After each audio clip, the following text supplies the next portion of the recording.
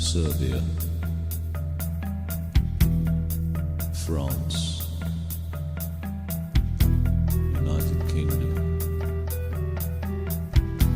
America, Bolivia,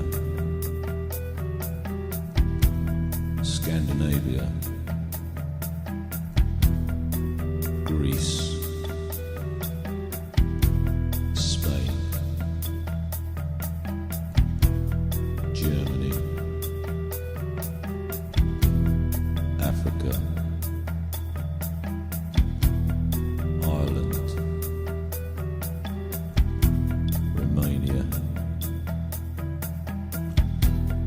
Egypt, Australia, Turkey, India, Ethiopia, China, the world. Every day I see things that should not be. Each country has a shame, a place of cruelty. We could all do better if only we would try. They feel pain, they suffer, just like you and I.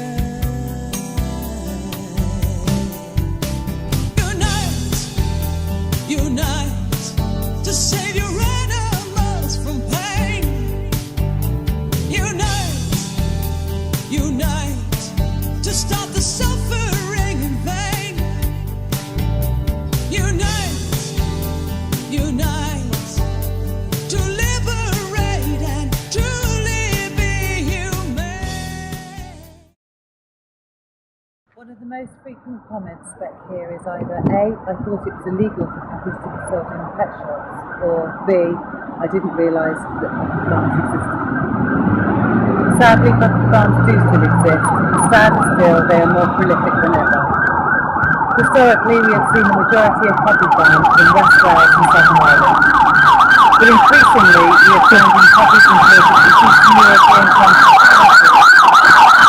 sold in UK pet shops and dealer networks trading via the internet.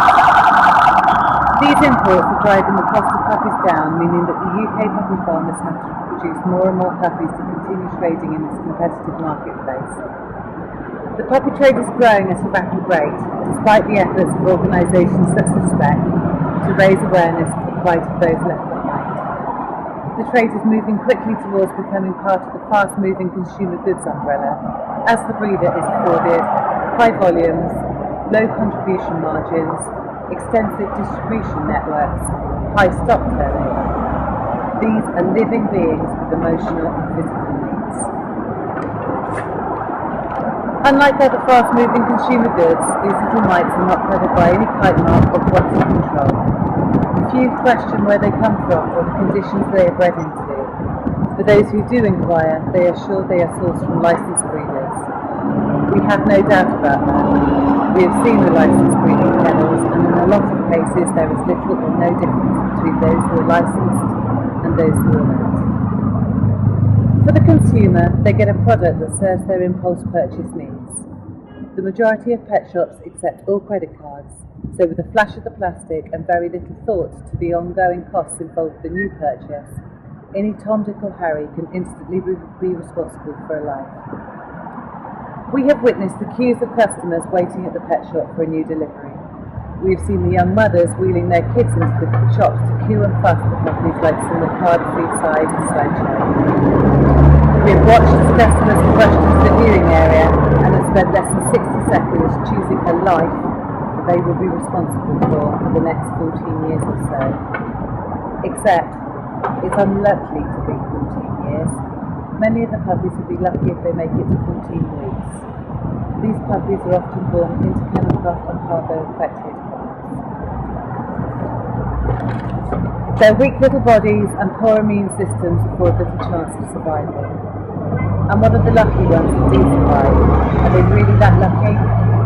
In this modern throwaway society, impulse purchase puppies often find themselves in the free ads, being sold cheap or free to a good home. Lovely cute puppy, no longer able to look after due to where you can take your pick. Relationship split, forced to move, doesn't have any furniture. The list of excuses is endless and we have heard them all. What happens to those puppies? It makes me shudder to think. Back into the breeding cycle at best, or even worse, into the dog fighting community we used to face. When the term puppy farm is mentioned, you may envisage idyllic, tranquil farms set in rolling countryside. This may well be true, but the puppies and breeding stock rarely see the light of day. Typically, the breeding stocks are kept in large sheds, very often with no ventilation or windows to let in the light. These places can be stifling hot in the summer and freezing cold in the winter. However, this does not stop breeding bitches being forced to breed from every season. The environment the dogs live in is appalling, with little food, dirty or no water, cramped spaces, insufficient bedding and insanitary conditions, meaning that the dogs are forced to lie in their own defecation and urine. Many of the breeding stock are suffering from congenital disorders such as eye problems, heart disease and hip dysplasia, which are passed on to the puppies, although not always apparent to the unsuspecting buyer. Not only are there health implications here, but there are behavioural aspects to be taken into consideration, as puppies bred in these conditions without proper socialisation and habituation to everyday encounters may be forever fearful. A puppy farmer will rarely invite you to visit the premises, and there's a very good reason for that. They don't want you to see where they keep the puppies and dogs. They will sell to pet shops or to a network of dealers, offer to meet you halfway, or to deliver a puppy under the guise of doing a home check. Puppy farmers are not about to waste money either. If a bitch is having problems with birth, it is not unusual for the farmer to perform a crude cesarean section themselves. Once the usefulness of the breeding bitch has reached its end, there is no comfortable, dignified retirement home, not even the big blue needle. Why pay for that when a shot to the head will reach the same conclusion? On August 6, 1991, Tim Berners-Lee unwittingly opened the largest pet shop in the world, the Internet. From that point on, the puppy trade has been able to strengthen and grow along with other atrocities such as dog fighting rings, organised crime, paedophilia, and other such unsavoury activities. It's not all bad news though. It is the power of the internet that has brought us all together today. I imagine that each and every one of us have met new friends and forged lifelong relationships.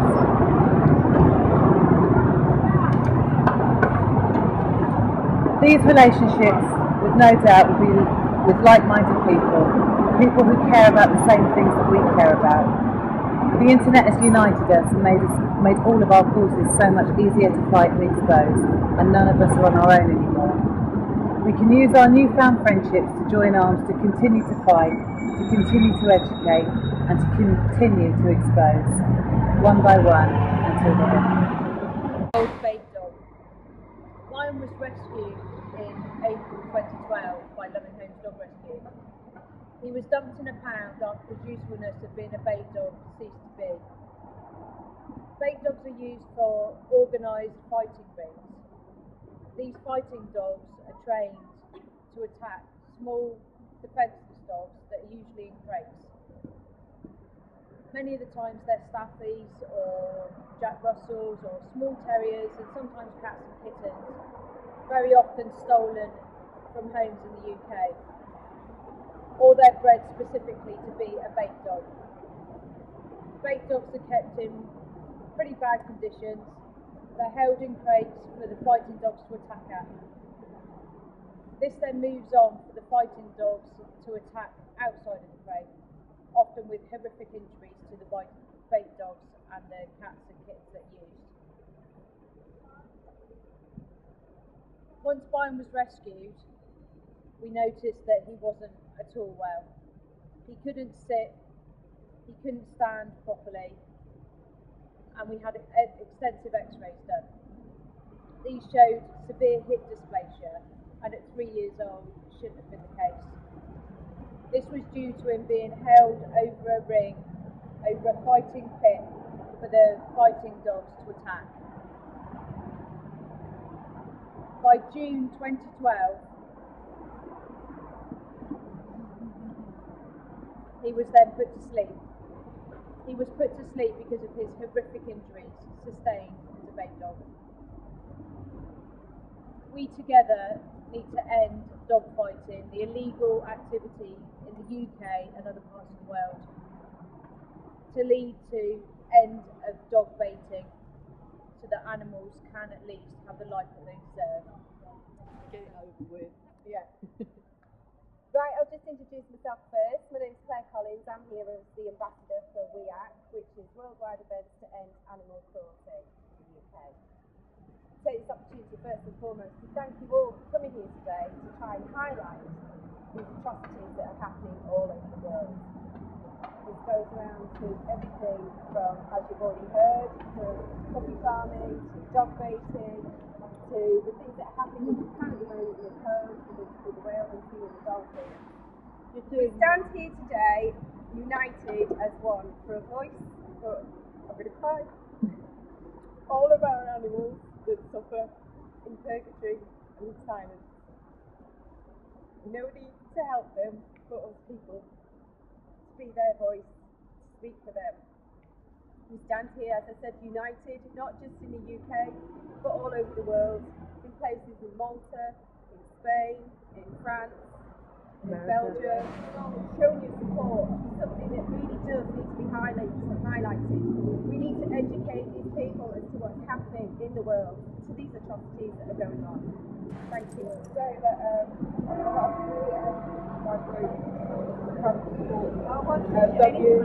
WEEAC highlight the abuse that goes on to these animals, and our group is called Quilt across the world against animal abuse. So on behalf of us, we'd like to say thank you. Got it together a bit.